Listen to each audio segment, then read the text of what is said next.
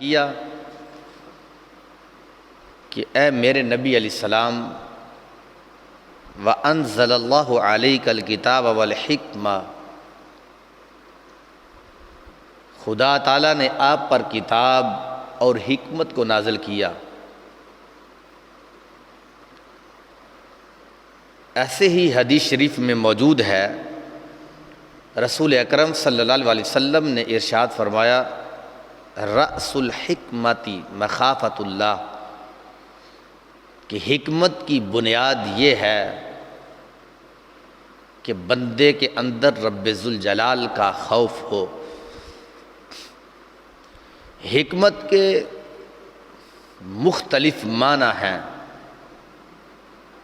اور کئی معنوں کے لحاظ سے ہمارے علماء کرام نے، ہمارے محققین نے اس کو اپنی کتابوں کے اندر لکھا اور اس کی تشریح بھی کی ہے، لیکن آج چند حکمت کے جو معنی ہیں اور اس کی آگے تفسیر جو ہے اس کو بیان کرنا چاہتا ہوں۔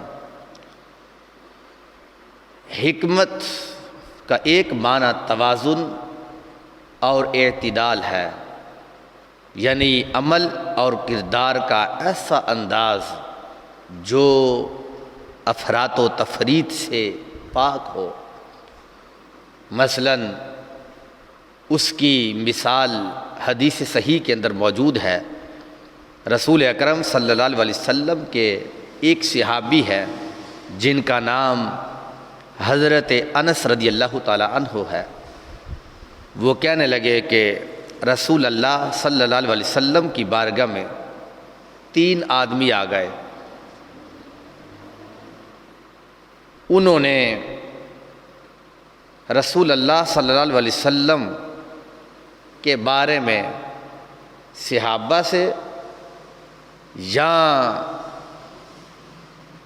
صحابہ کرام علیہم الرضوان کے علاوہ امہات المؤمنین میں سے کسی سے سرکار مدینہ صلی اللہ علیہ وسلم کی عبادت کے متعلق اور رات گزارنے کے متعلق اور دن گزارنے کے متعلق سوال کیا کہ رسول اکرم صلی اللہ علیہ وسلم رات کیسے گزارتے ہیں، کیا ان کا انداز ہے رات گزارنے کا؟ کہنے لگے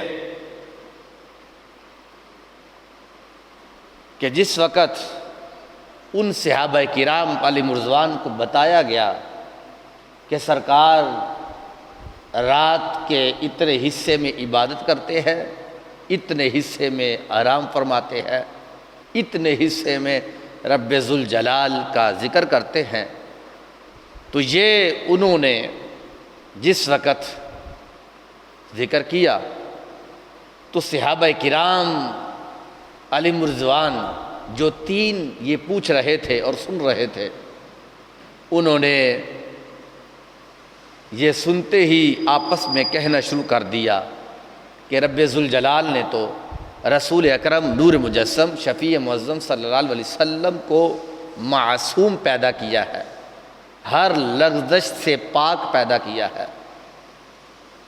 باوجود اس کے کہ ہماری عبادت رسول اللہ صلی اللہ علیہ وسلم کی عبادت کے مقابلے میں تو کچھ بھی حیثیت نہیں رکھتی۔ اب وہ جو 3 آدمی تھے، انہوں نے ایک آدمی یہ کہنے لگا کہ میں آج کے بعد کبھی بھی رات کو سوؤں گا نہیں، یعنی رب کی عبادت کرتا رہوں گا۔ دوسرے آدمی نے کہا کہ میں ہمیشہ کے لیے روزہ رکھوں گا، افطار بھی نہیں کروں گا، یعنی کوئی دن جو ہے وہ خالی نہیں چھوڑوں گا، ہر دن میں روزہ رکھوں گا۔ تیسرے نے کہا کہ میں کبھی بھی عورت کے پاس نہیں جاؤں گا، یعنی شادی نہیں کرواؤں گا، میں نکاح ہی نہیں کروں گا۔ تو رسول اکرم صلی اللہ علیہ وسلم نے جب یہ اس بات کو سنا تو سرکار مدینہ صلی اللہ علیہ وسلم نے فرمایا کہ تم نے ایسا ایسا کہا ہے تو انہوں نے کہا ہاں محبوب علیہ السلام، ہم نے کہا ہم آپ کے پاس آئے تھے، آپ کے بارے میں ہم نے پوچھا کہ آپ رات کیسے گزارتے ہو، دن کیسے گزارتے ہو۔ انہوں نے آپ کی عبادت کے بارے میں ہمیں بتایا، تو ہم نے کہا کہ ہمارے نبی علیہ السلام اتنی عبادت کرتے ہیں تو ہم بھی سرکار مدینہ صلی اللہ علیہ وسلم کی سنت کو ادا کرتے ہو اتنی عبادت کریں گے۔ یہاں تک کہ محبوب ہم نے سوچا کہ آپ تو گناہوں سے پاک ہو، معصوم عن الخطا ہو، اور رب ذوالجلال نے آپ کو ہر عیب سے پاک کیا ہے، تو باوجود اس کے کہ آپ اپنے رب کا اتنا ذکر کرتے ہو، باوجود اس کے کہ آپ اپنے رب کریم کا جو ہے اس کی عبادت کرتے ہو، روزے رکھتے ہو، تو ہم نے کہا کہ ہم اگر اس کا توازن سرکار کی عبادت کے مقابلے میں کریں تو پھر ہماری عبادت تو کوئی حیثیت ہی نہیں رکھتی، کہ یعنی آپ معصوم ہونے کے باوجود رات عبادت میں گزارتے ہو، معصوم ہونے کے باوجود آپ عبادت یعنی رات کے حصے میں آپ بہت زیادہ کرتے ہو، روزے بھی رکھتے ہو آپ، تو ہم نے سوچا کہ آج سے ہم بھی یہ اپنے آپ سے یہ کہتے ہیں کہ آج کے بعد ہم اتنے روزے رکھیں گے کہ کبھی بھی ہم روزہ نہیں چھوڑیں گے، ایسا روزہ رکھیں گے افطار بھی نہیں کریں گے، اور آج کے بعد ہم رات بھر عبادت کریں گے، آج کے بعد ہم کبھی بھی بیوی کے پاس نہیں جائیں گے، عورتوں سے دور رہیں گے۔ تو نبی علیہ السلام نے فرمایا میرے صحابہ، میں رب کا نبی ہوں، میں یہ جو تم کام کر رہے ہو یہ ٹھیک نہیں ہے، اس لیے کہ میں رب کا نبی ہوں، میں روزہ بھی رکھتا ہوں، اس کو افطار بھی کرتا ہوں، میں رب کا نبی ہونے کے باوجود میں نکاح بھی کرتا ہوں، میں اس کے باوجود رب کی عبادت بھی کرتا ہوں، میں دوسرے کام کاج بھی کرتا ہوں، زندگی کی جو ضروریات ہے اس کو بھی بجا لاتا ہوں، اور ساتھ ساتھ میں جو ہے وہ رب کا ذکر بھی کرتا ہوں، رات کو رب کی عبادت بھی کرتا ہوں۔ تو میرے صحابہ، یہ بندہ مرد مجاہد تو تب ہوتا ہے کہ بندہ کام بھی کرے اور کام کرنے کے ساتھ ساتھ بندہ نماز بھی پڑھے، مرد مجاہد تب ہوتا ہے کہ جب بندہ روزہ بھی رکھے ساتھ کام بھی کرے، کہ یہ نہیں کہ بس ایک ہی کام کرنا تھا، ساتھ دوسرے کام بھی کرنے تھے۔ تو سرکار مدینہ صلی اللہ علیہ وسلم نے فرمایا فمر راغب عن سنتی فلیس منی، فرمایا شادی کرنا یہ میری سنت ہے، جو اس کو ترک کرے گا، سرکار نے فرمایا وہ ہم میں سے نہیں ہے۔ نماز پڑھنا جہاں فرض ہے وہاں میری سنت بھی ہے، جو اس کو ترک کرے گا وہ میری امت میں سے نہیں ہے۔ سرکار نے فرمایا روزہ رکھنا یہ میری جہاں فرض ہے وہاں میری سنت ہے، جس نے جان بوجھ کر چھوڑا وہاں فرمایا وہ تو میرے طریقے پر نہیں ہے، وہ تو میرا امتی نہیں ہے۔ اب یہ حکمت کا ایک بہت بڑا توازن تھا کہ انہوں نے تو یہ کہا کہ ہم عبادت ایسی کریں گے کہ ہم کبھی بھی رات کو سوئیں گے نہیں، ہم عورتوں سے ایسا دور ہوں گے کہ کبھی بھی ہم عورتوں کے قریب نہیں ہوں گے۔ انہوں نے تو یہ کہا تھا کہ ہم ایسا روزہ رکھیں گے کہ کبھی بھی اس کے افطار نہیں کریں گے۔ تو سرکار نے فرمایا نہ نہ، ایسا تم کبھی نہ کرنا، یہ حکمت نہیں ہے، حکمت یہ ہے کہ جہاں پہ تم رات کو عبادت کرتے ہو وہاں پر تمہیں سونا بھی ہے، آرام بھی کرنا ہے، جہاں پر تم کام کاج کرتے ہو وہاں پر تم نے روزہ بھی رکھنا ہے، جہاں پہ روزہ رکھنا ہے وہاں پر تم نے کام کاج بھی کرنا ہے۔ تو یہ سرکار نے اس کی حکمت کو یہ بیان کیا۔ انہوں نے تو سمجھ لیا تھا کہ بس ہم نے روزہ ہی رکھنا ہے، کبھی کھولنا ہی نہیں ہے۔ انہوں نے تو سمجھ لیا تھا کہ اب ہم نے تو صرف رات عبادت میں گزارنی ہے، اپنے گھر والوں کو ٹائم ہی نہیں دینا ہے۔ انہوں نے تو سمجھ لیا تھا کہ ہم پوری زندگی روزے رکھیں گے، کبھی بھی افطار نہیں کریں گے۔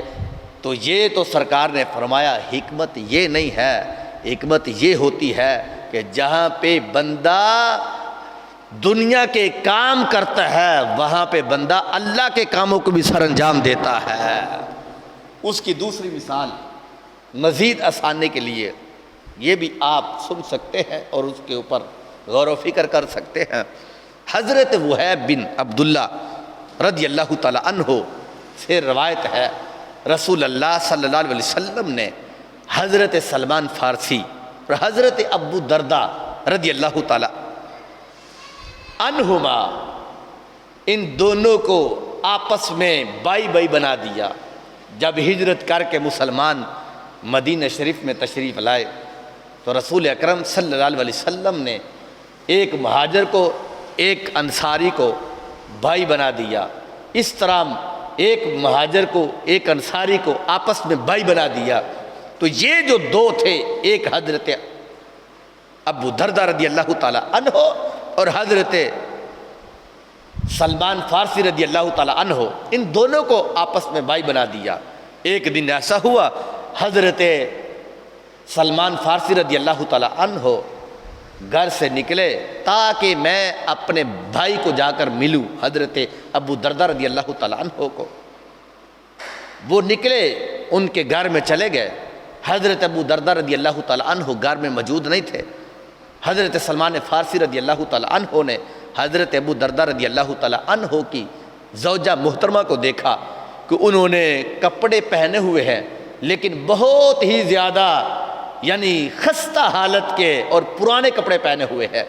حضرت سلمان فارسی رضی اللہ تعالی عنہ، آپ نے جب ان کو دیکھا تو فرمایا اس کی کیا وجہ ہے، تم نے اتنے خراب کپڑے پہنے ہیں، سبب اس کا کیا ہے؟ تو حضرت ابو درداء رضی اللہ تعالیٰ عنہ کی زوجہ محترمہ کہنے لگی کہ ابو درداء جو میرے شوہر ہیں ان کو دنیا سے اور عورت سے کوئی تعلق نہیں ہے، وہ صرف رب سے تعلق رکھتے ہیں اور ہر وقت ان کی توجہ رب کی طرف ہوتی ہے، وہ دنیا کی طرف توجہ ہی نہیں کرتے، وہ عورت کی طرف کوئی توجہ نہیں کرتے۔ اتنے میں حضرت ابو درداء رضی اللہ تعالیٰ عنہ بھی آ گئے۔ حضرت سلمان فارسی رضی اللہ تعالیٰ عنہ کے لیے حضرت ابو درداء رضی اللہ تعالیٰ عنہ نے کھانا تیار کروایا۔ کھانا تیار ہوا، حضرت ابو درداء نے کہا اے سلمان فارسی آپ کھانا کھاؤ، میں تو روزے سے ہوں، یعنی میں نے روزہ رکھا ہوا ہے، آپ کھانا کھاؤ، یعنی اس سے مراد نفلی روزہ تھا، آپ کھانا کھاؤ، میں تو روزے سے ہوں۔ تو حضرت سلمان فارسی رضی اللہ تعالیٰ نے فرمایا میں تو اس وقت تک کھانا کبھی بھی نہیں کھاؤں گا جب تک کہ آپ میرے ساتھ کھانا نہیں کھاتے۔ حضرت سلمان فارسی نے یہ جب جملہ بولا تو حضرت ابو درداء رضی اللہ تعالیٰ عنہ پاس بیٹھ گئے، بیٹھ کر کھانا شروع کر دیا۔ اب کیا ہوا، جب رات کا وقت ہوا تو حضرت ابو درداء رضی اللہ تعالیٰ عنہ نماز کے لیے کھڑے ہونے لگے، گھر کے اندر ہی، یعنی مصلی بچھایا تو نماز کے لیے کھڑے ہونے لگے۔ حضرت سلمان فارسی رضی اللہ تعالیٰ عنہ آپ نے فرمایا کیا کرنے لگے ہو؟ انہوں نے کہا کہ میں تو نماز کے لیے کھڑا ہونے لگا۔ فرمایا سو جاؤ، آرام کرو۔ حضرت ابو درداء رضی اللہ تعالیٰ عنہ لیٹ گئے۔ پھر تھوڑا سا وقت گزرا، حضرت ابو درداء رضی اللہ تعالیٰ عنہ پھر کھڑے ہو گئے۔ حضرت سلمان فارسی نے پوچھا کیوں، کس لیے، کہاں جا رہے ہو؟ انہوں نے کہا کہ میں نماز کے لیے کھڑا ہونے لگا۔ حضرت سلمان فارسی نے فرمایا ابھی لیٹ جاؤ۔ جب لیٹ گئے، رات کا تیسرا پہر ہوا تو حضرت سلمان فارسی رضی اللہ تعالی عنہ نے کہا اب کھڑے ہو جاؤ، یعنی جب نماز تہجد کا وقت ہوا فرمایا اب کھڑے ہو جاؤ، کھڑے ہو کر نماز پڑھو۔ جس وقت انہوں نے نماز پڑھی، حضرت سلمان فارسی نے بھی تہجد کی نماز پڑھی۔ پڑھنے کے بعد آپ نے ایک جملہ بولا، فرمایا اِنَّ لِرَبِّكَ عَلَيْكَ حَقًّا وَإِنَّ لِنَفْسِكَ عَلَيْكَ حَقًّا وَلِأَهْلِكَ عَلَيْكَ حَقًّا۔ حضرت سلمان فارسی کہنے لگے ابو درداء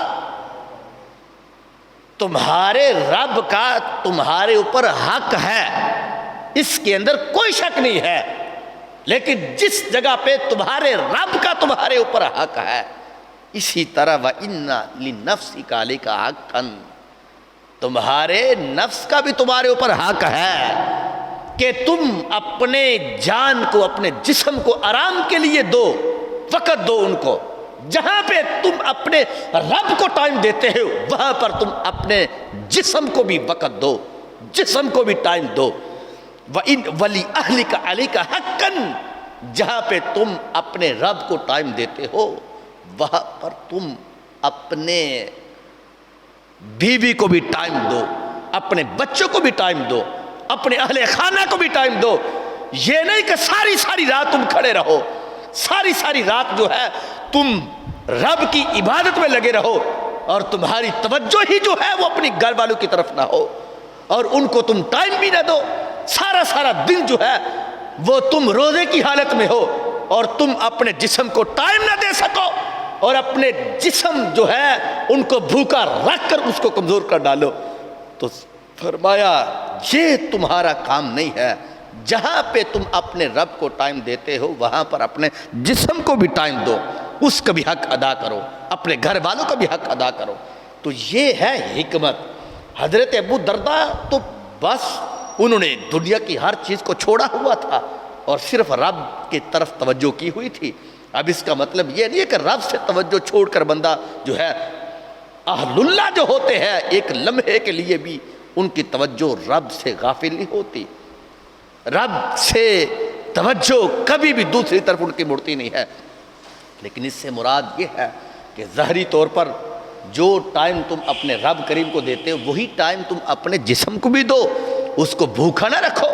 سب سے بہترین روزہ جو ہے وہ سرکار نے جو قرار دیا وہ روزہ ہے ایک دن روزہ رکھنا اور ایک دن جو ہے افطار کرنا، ایک دن نہ روزہ رکھنا، ایک دن روزہ رکھنا پھر ایک دن افطار کرنا۔ بہترین روزے کا ٹائم یہ ہوتا ہے اور بہترین روزہ یہ ہے۔ اب بلکہ بخاری شریف کے اندر تو یہاں تک یہ جملہ ہے کہ سرکار کے بالکل اسی طرح جو لفظ سنے ہیں حضرت سلمان فارسی نے، یہ سرکار سے سنے تھے تو انہوں نے آگے بیان کیا۔ تو حکمت یہ تھی کہ جہاں پہ ٹائم اپنے رب کو تم دیتے ہو وہاں پر رب کا یہ حکم بھی ہے کہ تم اپنے گھر والوں کو بھی ٹائم دو، اپنے تم اہل خانہ کو بھی ٹائم دو۔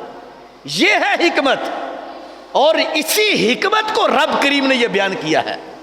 فرمایا وَأَنزَلَ اللَّهُ عَلَيْكَ الْكِتَابَ وَالْحِكْمَةَ، یہی وہ حکمت ہے کہ میرے نبی علیہ السلام ہم نے آپ کے اوپر حکمت بھی نازل کی ہے، کتاب بھی نازل کی ہے، حکمت بھی نازل کی ہے۔ تو حکمت بہت بڑی چیز ہے۔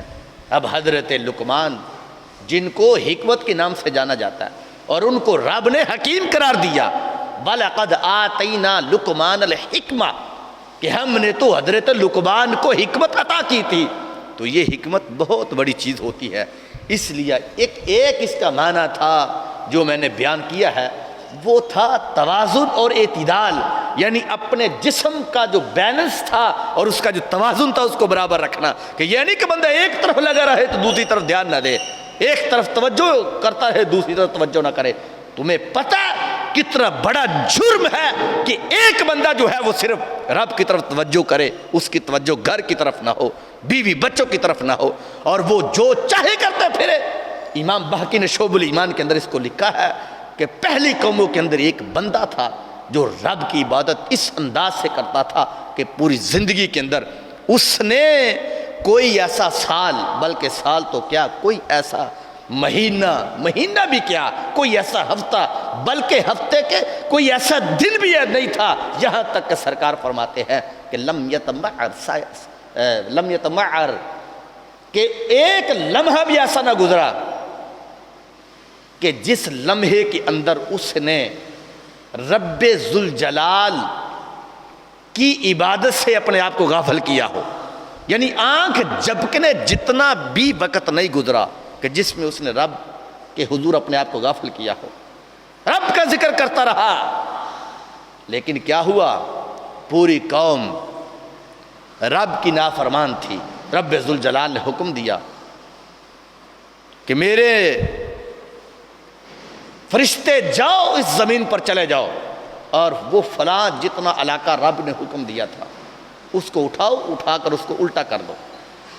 جب الٹا کیا گیا فرشتہ رب کی بارگاہ میں حاضر ہوا، اس نے بات کر دی کہ ان عبدک فلان لم یطمع ساعۃ فی قط، کہ یا رب تو نے مجھے حکم دیا تھا کہ اس بستی کو برباد کرنے کا، میں نے کر دیا، لیکن مجھے تو ایک بندہ وہاں پر نظر آیا جس نے اتنے سجدے تجھے کیے کہ اس کے ماتھے پر تو نشان پڑ گئے تھے، جس نے اتنے گھٹنے جو ہے تیری عبادت کے اندر رگڑے زمین پر کہ اس کے گھٹنے گھسیٹ دیے گئے۔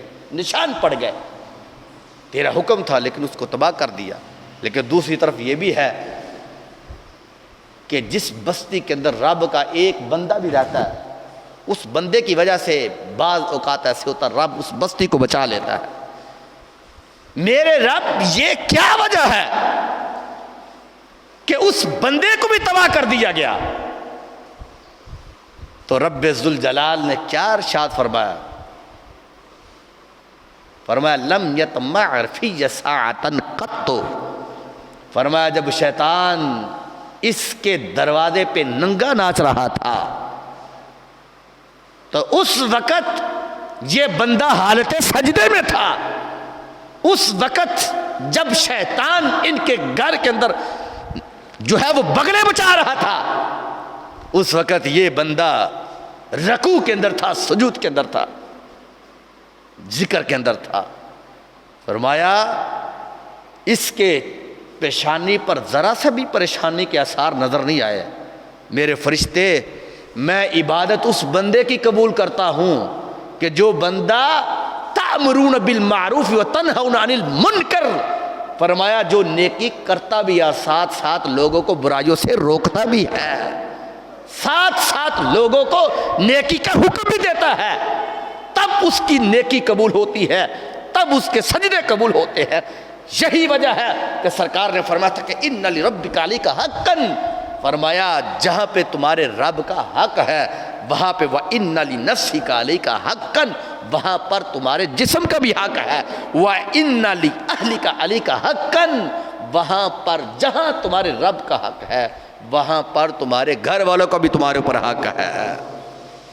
اس کا ایک معنی یہ تھا۔ دوسرا معنی حکمت کا، حکمت کا دوسرا معنی ہے سنت، رسول اللہ صلی اللہ علیہ وسلم کی سنت مطہرہ۔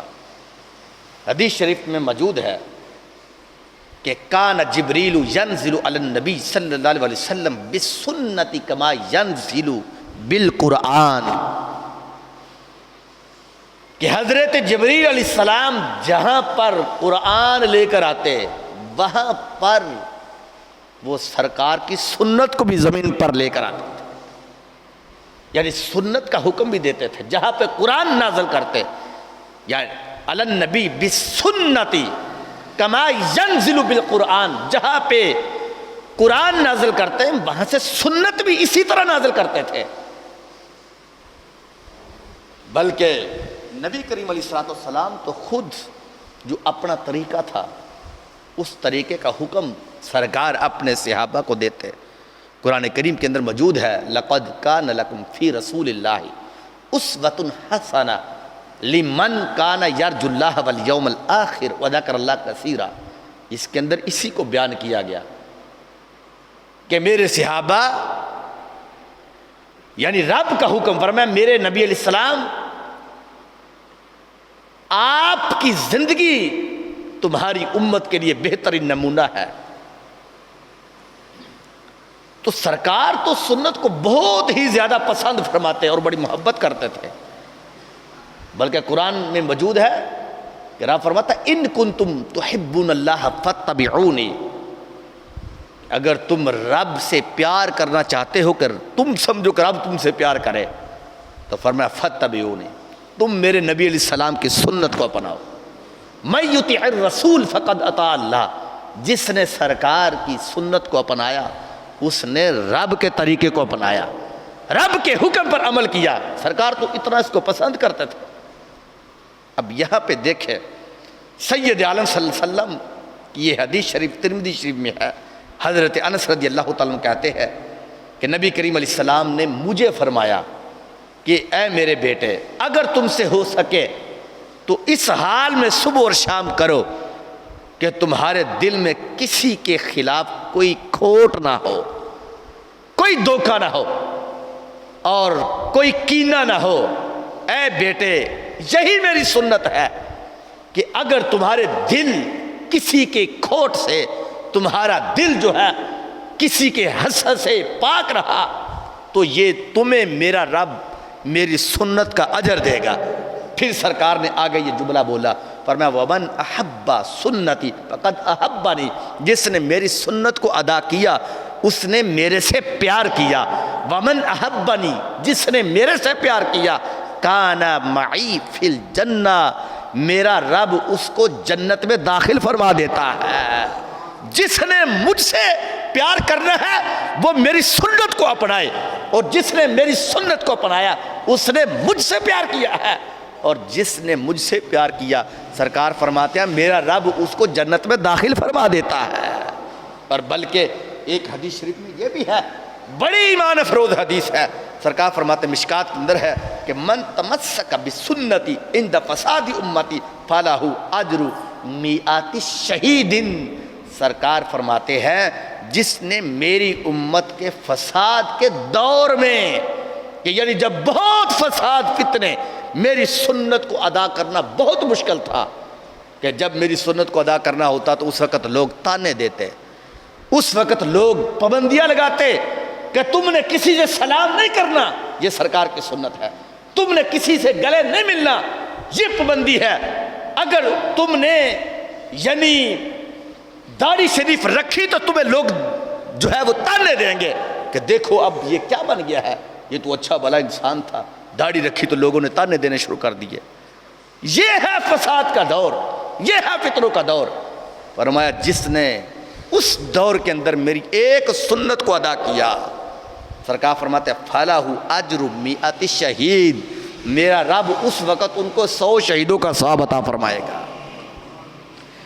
یہ کوئی چھوٹی سی بات نہیں ہے، کبھی شہید سے پوچھے تو صحیح شہید ہو کیسے ہوتا ہے، جس کے جسم کے ٹکڑے ٹکڑے کر دیے جاتے ہیں، تندرستی میں اس کے جسم کاٹ دیا جاتا ہے۔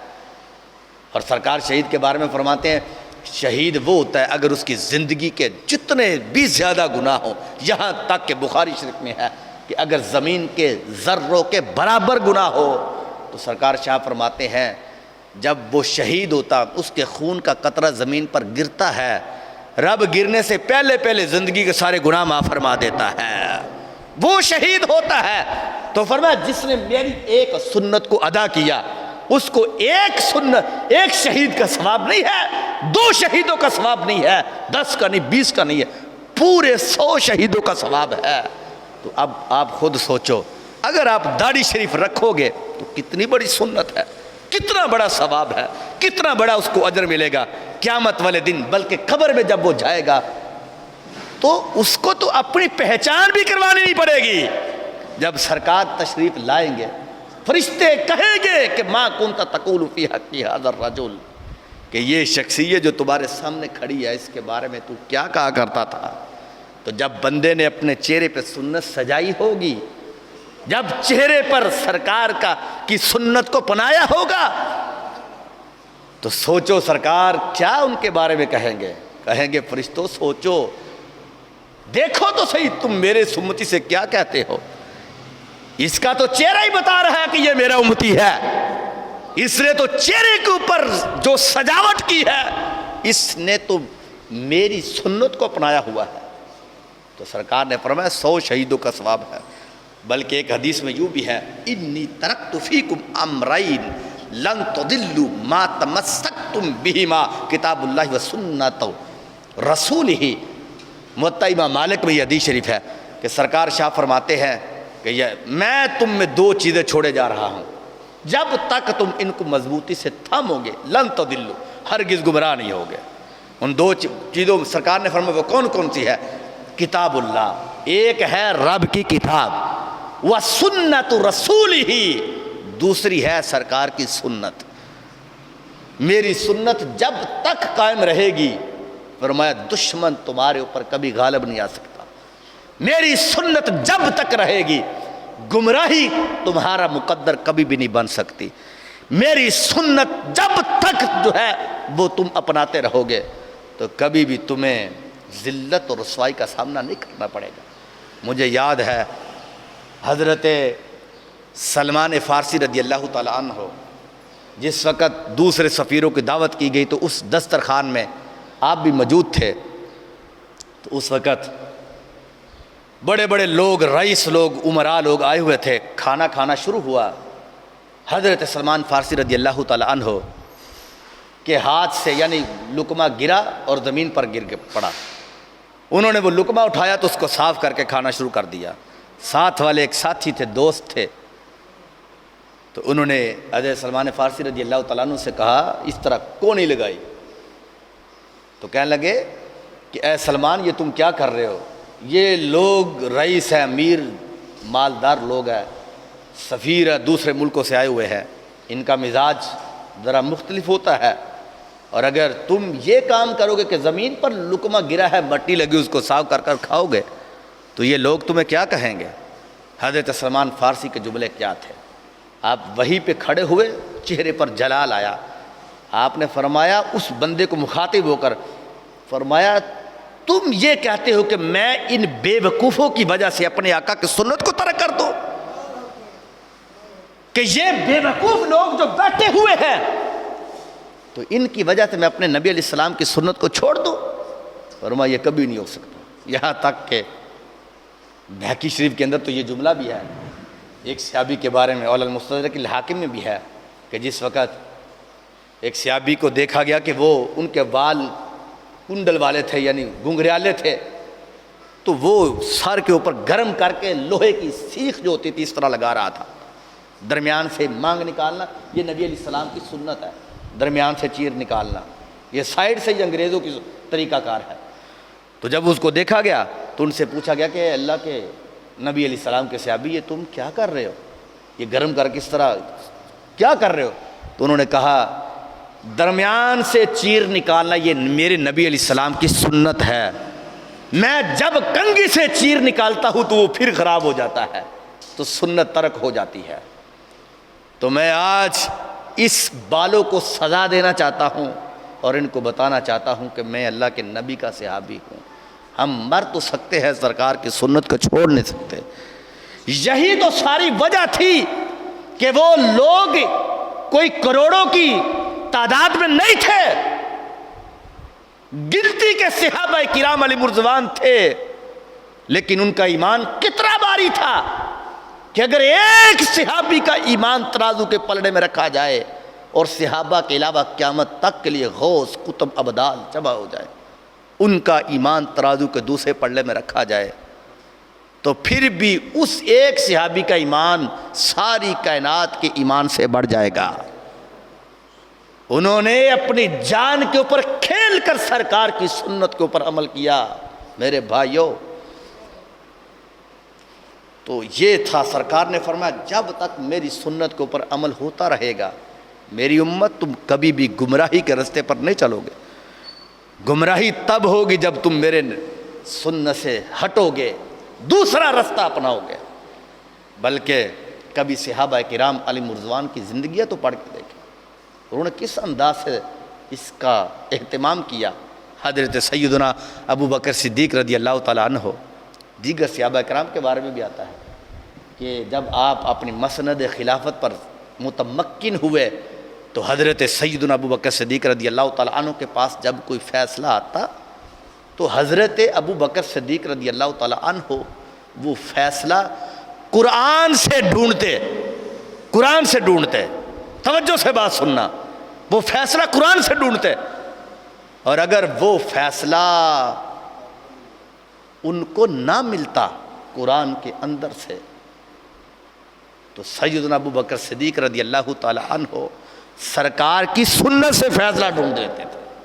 یہاں تک کہ جو فیصلے کا علم اگر اس وقت سرکار حضرت سید صدیق اکبر کے پاس نہ ملتا تو پھر سرکار اپنے یعنی حضرت سید صدیق اکبر سرکار کے صحابہ جو مجلس شورا بنائی ہوئی تھی اس کو پاس بلاتے، ان سے پوچھتے کہ کیا تمہارے پاس کوئی سرکار کی سنت میں سے کوئی حدیث موجود ہے کہ جو فیصلہ سرکار نے کیا ہو جس کا مجھے علم نہ ہو. جب وہ مل جاتا تو پھر سیدنا ابو بکر صدیق رضی اللہ تعالی عنہ وہ فیصلہ جو ہے وہ سنت کے مطابق کرتے تھے، وہ سنت کے مطابق فیصلہ فرماتے. تو وہ فیصلہ جب ہوتا تو پھر پتہ کیا سرکار حضرت سید صدیق اکبر کہتے، آخر میں کہتے الحمدللہ الذی جعل فینا من یحفظ عن نبینا. اے اللہ تیرا شکر ہے کہ ہم میں سے ایسے لوگ بھی تم نے پیدا کیے جو تم نے میرے ساتھی بنائے ہیں کہ میں یحفظ عن نبینا، جن کو ہمارے نبی علیہ السلام کے فرمودات یاد ہے، کہ جن کو سرکار کی سنت یاد ہے۔ یہی تو ساری وجہ تھی کہ جب بھی آپ فیصلہ فرماتے تو فیصلہ قرآن سے فرماتے، حدیث شریف سے فرماتے، یعنی سرکار کی سنت سے وہ فیصلہ لے لیتے۔ یہی تو ہمارے اہل سنت و جماعت کا یہی عقیدہ ہے۔ یہ جو باغ فدق ہے، یہ جس کو ہمارے اہل سنت و جماعت بیان کرتے ہیں، اسی کو بیان کرتے ہیں جس کو دوسرے لوگ جو ہے وہ غلط طریقے سے اور معاذ اللہ طرح طرح کے الزامات جو ہے وہ سیدنا ابو بکر صدیق رضی اللہ تعالیٰ کے اوپر لگاتے ہیں۔ یہ باغ فدق کا معاملہ، حالانکہ یہ بخاری شریف کے اندر حدیث شریف موجود ہے کہ جب حضرت سیدہ طیبہ طاہرہ حضرت فاطمہ الزہرا رضی اللہ تعالیٰ عنہا باغ فدق کا مطالبہ کرنے کے لیے جناب سرکار حضرت ابو بکر صدیق کے پاس تشریف لے گئی، تو حضرت سیدہ فاطمہ رضی اللہ تعالیٰ عنہا جب آپ تشریف لے گئی تو کہنے لگی کہ جو وراثت ہمارے ابا جان یعنی نبی علیہ السلام کی بچی ہے، وہ باغ فدق جو ہے وہ ہمیں عطا فرما دیں تاکہ اس کو ہم اپنے خاندان میں تقسیم کر دیں۔ تو سیدنا ابو بکر صدیق رضی اللہ تعالیٰ عنہ نے پھر یہ حدیث شریف سنائی، فرمایا کہ اے سیدہ طیبہ طاہرہ حضرت فاطمہ رضی اللہ تعالیٰ عنہا، بات یہ ہے کہ میں نے اپنے نبی علیہ السلام سے یہ سنا ہے کہ سرکار نے فرمایا کہ اللہ کے نبی جو چیز بھی چھوڑ کر جاتے ہیں وہ صدقہ ہوتا ہے، اور صدقہ سرکار نے فرمایا سیدوں کے اوپر حرام ہے۔ اب یہ بات جب سیدہ فاطمہ الزہرا سلام اللہ علیہا نے سنی تو آپ چپ کر گئے، سارے تسلیم خم کر دیا، آپ گھر میں واپس چلے گئے۔ یہ مسئلہ یہاں تک ہے۔ اب آگے غیر لوگوں نے جو ہے وہ نسبت غادبت کی جو ہے سیدنا صدیق اکبر کے اوپر لگائی اور کہا کہ سید صدیق اکبر رضی اللہ تعالیٰ عنہ کے جو ہے معاملے میں سیدہ فاطمہ رضی اللہ تعالیٰ عنہ ناراض ہو کر غصے ہو کر جو ہے وہ چلی گئی، غصے ہو کر چلی گئی، حالانکہ ان کو یہ پتہ ہی نہیں ہے، اور کہا کہ پھر وہ یہ بھی الزام تراشی معاذ اللہ سیدنا صدیق اکبر رضی اللہ تعالیٰ کے اوپر کرتے ہیں، جی وہ ناراض تھی اس لیے انہوں نے وصیت کی تھی کہ میرا جنازہ علی پڑھائیں صدیق نہ پڑھائیں۔ آپ جتنی بھی معتبر ترین کتابیں ہیں ان کے اندر سے آپ اس کو مطالعہ کر سکتے ہیں، اس کے اندر لکھا ہے کہ باقاعدہ طور پر سیدنا صدیق اکبر رضی اللہ تعالیٰ عنہ گھر بھی گئے، یعنی چند دنوں کے بعد، کہ میں ذرا پتہ تو کروں کہ سیدہ فاطمہ رضی اللہ تعالیٰ عنہ کہیں مجھ پر ناراض تو نہیں ہے۔ جب آپ گئے تو اس وقت سیدنا علی رضی اللہ تعالیٰ عنہ بھی گھر کے اندر تھے، تو آپ گئے سیدہ فاطمہ رضی اللہ تعالیٰ عنہ کے پاس، پوچھا کہ صدیق آئے ہیں۔ اس وقت آپ بیمار تھی، طبیعت مبارک ٹھیک نہیں تھی، تو حضرت سیدنا صدیق اکبر رضی اللہ تعالیٰ عنہ اجازت مانگنے کے بعد جب گئے تو حال دریافت کیا تو انہوں نے کہا اللہ کا شکر ہے۔ جب پوچھا گیا کہا کیا آپ مجھ سے ناراض تو نہیں ہیں؟ تو کہا نہیں، ناراض نہیں ہوں۔ میں یہ بات کہتا ہوں کہ وہ سیدہ کائنات رضی اللہ تعالی عنہا جن کے بارے میں یہ لوگ بھی کہتے ہیں جو غیر ہیں کہ ان کی شان یہ ہے کہ اگر وہ ایک سجدہ کرے یا ایک تمنا کریں اپنے بیٹوں کے لیے تو رب ذوالجلال جنت کے اندر سے جنتی جوڑے ان کے لیے بھیج دیتا ہے، اور ان کے کھانے کے لیے، ان کی مہمان نوازی کے لیے جنتی کھانے بھیجتا ہے۔ تو کیا ان کو دنیا کے یہ باغ جو تھے ان کی ضرورت تھی جس وجہ سے وہ ناراض ہو کر چلی گئی تھی؟ سیدہ کائنات رضی اللہ تعالی عنہا کی گرد راہ پر تو کروڑوں ایسے باغ ہو وہ ان کے اوپر قربان کر دیا جائے، لیکن چونکہ آپ کے پاس وہ حدیث نہیں پہنچی تھی جو سیدنا صدیق اکبر رضی اللہ تعالیٰ عنہ کے پاس پہنچی، جس کے تحت آپ نے فیصلہ کیا، اور حضرت سیدہ کا سلام اللہ علیہا جو ہے انہوں نے اپنے سر کو سر تسلیم خم کر دیا، اور پھر یہی باغ حضرت عمر فاروق کے پاس رہا، یہی حضرت عثمان غنی کے پاس، اس سے غربا جو دوسرے یتیم لوگ تھے ان کے جو ہے ان کے سب کچھ ان کے جو معاملات تھے اس کو پورا کیا جاتا تھا، اور یہی باغ جب حضرت عثمان غنی رضی اللہ تعالیٰ عنہ کی شہادت ہوئی تو پھر یہ حضرت مولا علی رضی اللہ تعالیٰ عنہ کے پاس چلا گیا۔ بہرحال یہ مسئلہ، بات جو میں کر رہا تھا وہ یہ تھا کہ سیدنا صدیق اکبر رضی اللہ تعالی عنہ فیصلہ وہ کرتے تھے جو قرآن کے اندر ہوتا تھا یا وہ سنت رسول صلی اللہ علیہ وسلم کے اندر ہوتا تھا. وہ سنت سے تو ایک لمحے کے لیے بھی اپنے قدموں کو دوسری طرف کرتے نہیں تھے. اس لیے پچھلے دن ایک شخص ہے جس کا نام حامد سلطانی، اس کا میں نام بھی بتا رہا ہوں آپ کو، اس نے معاذ اللہ حضرت سیدنا صدیق اکبر رضی اللہ تعالی عنہ کے بارے میں وہ نازیبا الفاظ نکالے، گالیاں دی سیدنا صدیق اکبر کو اسی باغ فدق کی وجہ سے.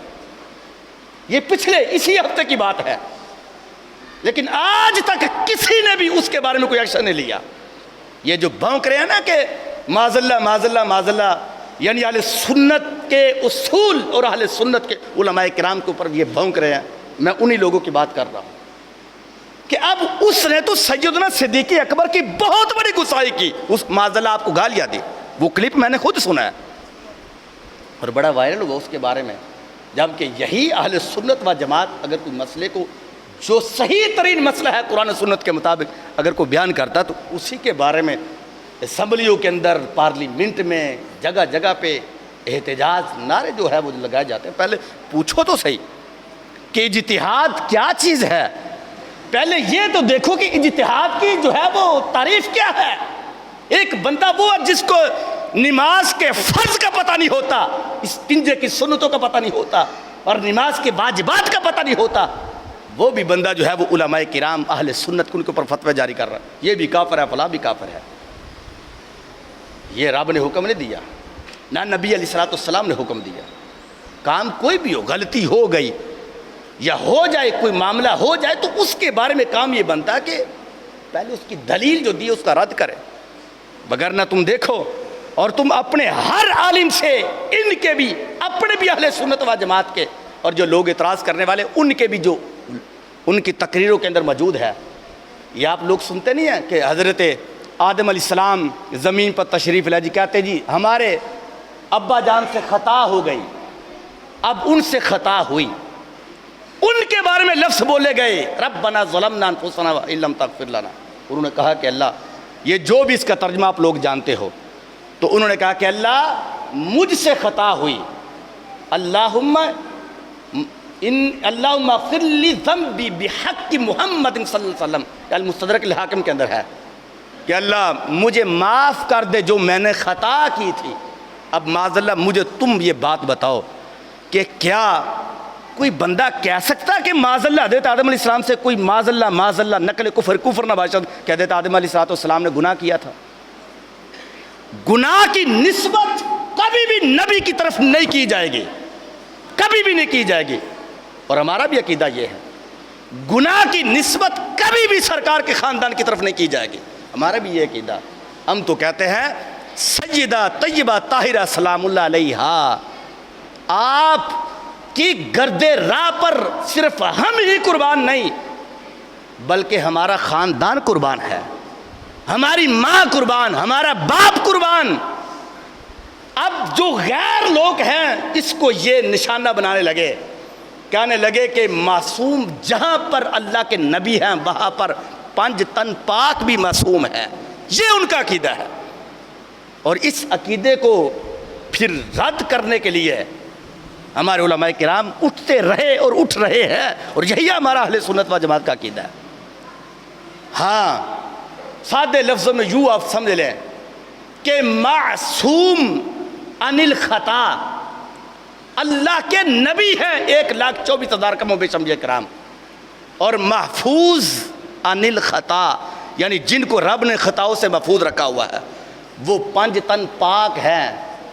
وہ بعض صحابہ کرام علیہم رضوان خاص ہیں، حضرت سیدنا علی المرتضی رضی اللہ تعالی عنہ، حضرت سیدہ فاطمہ سلام اللہ علیہا، حضرت امام حسن امام حسین رضی اللہ تعالی عنہما، یہ ہیں محفوظ عن الخطا. لیکن دوسرے گرانے والے کہنے لگے کہ نہیں، جس طرح اللہ کے نبی معصوم ہیں اس طرح یہ بھی معصوم ہے.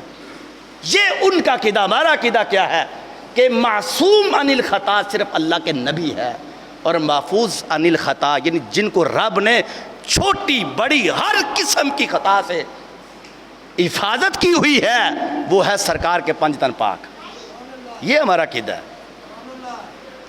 تو یہ جو فیصلہ تھا نا سید صدیق اکبر رضی اللہ تعالیٰ عنہ کا، یہ فیصلہ آپ قرآن و سنت کے مطابق کرتے تھے.